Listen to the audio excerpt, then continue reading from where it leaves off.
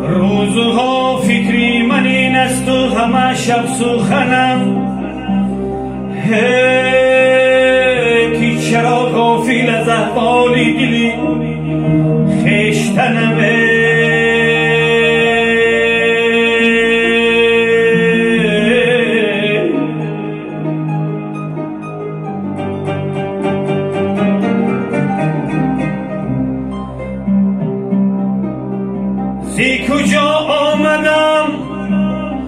زی کجا آمدم آمدنم برای چی بود و کجا می روم آخر ننمایی وطنم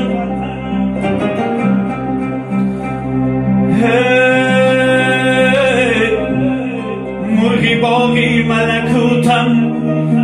باغی ملکوتم نیم از عالمی خاک مرغی باغی ملکوتم نیم از عالمی خاک چند روزه که قفس ساختند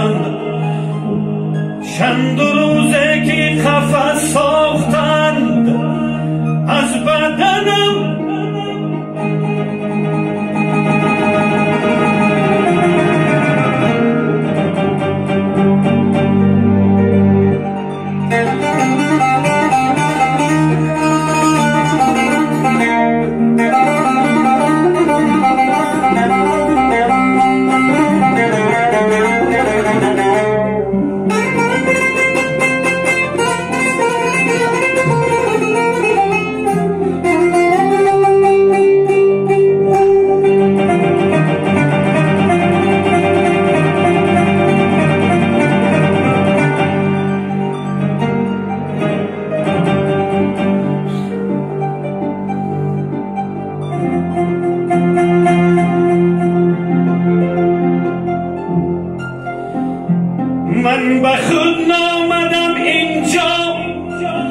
من به خود نامدم اینجا که به خود باز روم هر کی آورد و مرا باز برد بر وطنم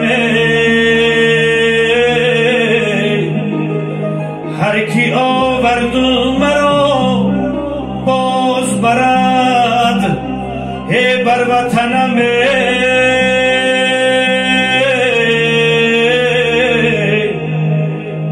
هر کی آورد و مرا باز برد بر وطنم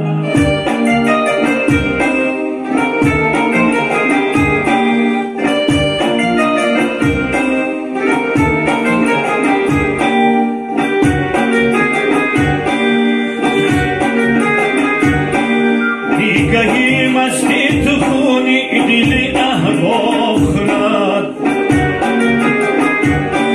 دیگهی مستی تو خونی دل احباب خورد تیغی بداری تو از دستی